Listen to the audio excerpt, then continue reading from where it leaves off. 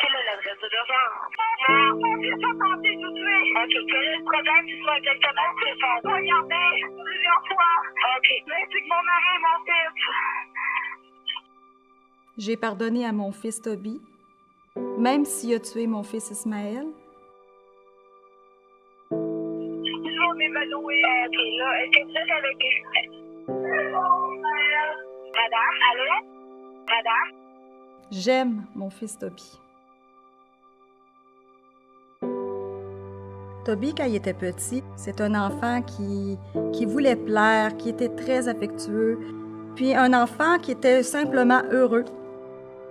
Vers l'âge de 12-13 ans, Toby s'est assombri. Il n'y avait plus de joie dans son regard, il n'y avait plus de joie de vivre, il était plus renfermé. Le qualificatif que je pourrais donner, c'est que c'était noir. Cette journée-là, c'était une journée particulière parce qu'on était dans les préparatifs pour aller faire un voyage dans le sud, moi et mon mari.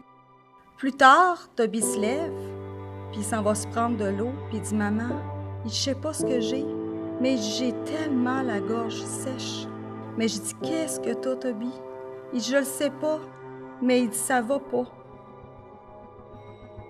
Donc, je me retourne dans la salle de bain, puis là, il revient, il ferme la porte de la salle de bain. Je regarde dans le miroir de la salle de bain, puis je vois mon fils derrière moi, mais avec un capuchon noir sur la tête, habillé en noir. Son visage, il est blanc, il n'y a pas de traits. C'est comme de la cire. Ses yeux sont bleus, mais là, sont noirs. J'essaie d'avoir un contact visuel avec lui. Impossible, c'est vide. Il met sa main sur ma bouche, puis je vois un couteau me trancher la gorge. Dans le miroir, je vois mon cou ouvrir. Fait que là, je me retrouve par terre, puis là, j'entends... Toby me poignardait. Je savais que c'était mon fils, mais en même temps, ça se pouvait pas. Là, j'ai entendu une voix. « Qu'est-ce qui se passe ici? » C'était mon mari qui était derrière la porte et qui m'entendait crier. Quand mon mari a ouvert la porte, mon fils s'est précipité sur lui. Puis ils ont commencé à se battre. Fait que moi, comme j'étais encore en vie, je me suis levée. Je suis descendue, malgré ça, je sentais rien, il n'y avait pas de douleur, c'était comme pas important.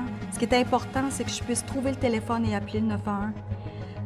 Quand j'ai trouvé le téléphone, mon premier réflexe a été d'appeler mon fils Ismaël. J'ai dit « Ismaël! » Mais là, je me suis dit « Non, si je l'appelle, je vais le mettre en danger. » J'ai pris le téléphone, je me suis assise sur la toilette. Puis j'ai commencé à parler au 911, puis à un moment donné, j'ai senti que ça scillait dans mes oreilles, puis j'avais l'impression que j'allais m'évanouir. Ensuite, j'ai entendu crier. Ismaël appelait à l'aide. Fait que mon réflexe, c'était quand mon enfant crie, c'est qu'il a besoin de moi. Donc, il faut que j'aille à son aide. Fait que ma réaction, c'était de lâcher le téléphone, de me lever pour aller voir ce que mon fils avait. Je vois Ismaël par terre. Là, je réalise que mon fils, il râle. C'est un bruit que je peux pas décrire.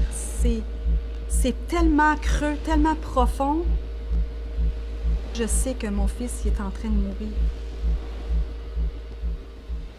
Puis là, je crie, « Mais Ismaël! Ismaël! » Je me couche par terre. J'essaie d'aller le retrouver, mais parce que mon bras est trop blessé, je comprends pas que je suis pas capable de me hisser vers lui. Puis là, je me dis, ouais, Chantal Michaud, 42 ans, décédée, assassinée par son fils, en pleine santé.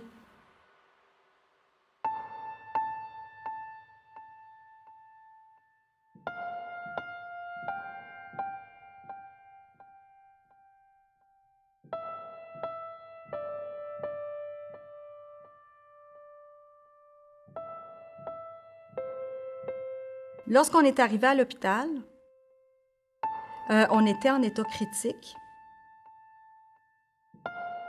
On me dit que mon mari était dans une autre salle, puis qu'il était sous contrôle. Puis on me dit que mon fils était décédé. J'étais beaucoup trop malade pour être capable de gérer tout ça. Moi, je me souviens d'avoir dit « OK, Seigneur, qu'est-ce que tu veux que je fasse avec tout ça à partir de maintenant? » Puis malgré tout ça, là, il prend soin de moi.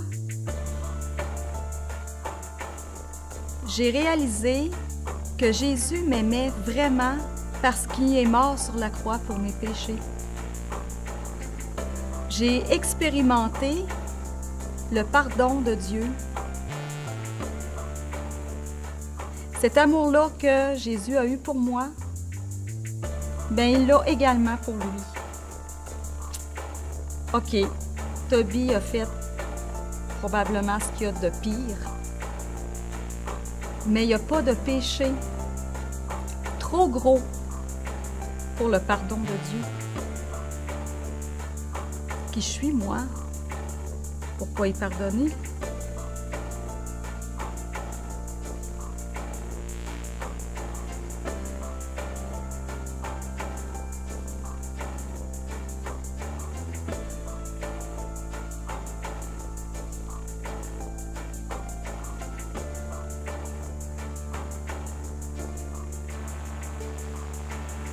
Ce qui fait que Toby est encore en vie aujourd'hui, c'est que lorsqu'il a su que ses parents lui avaient pardonné, il s'est dit, pour eux, je dois vivre.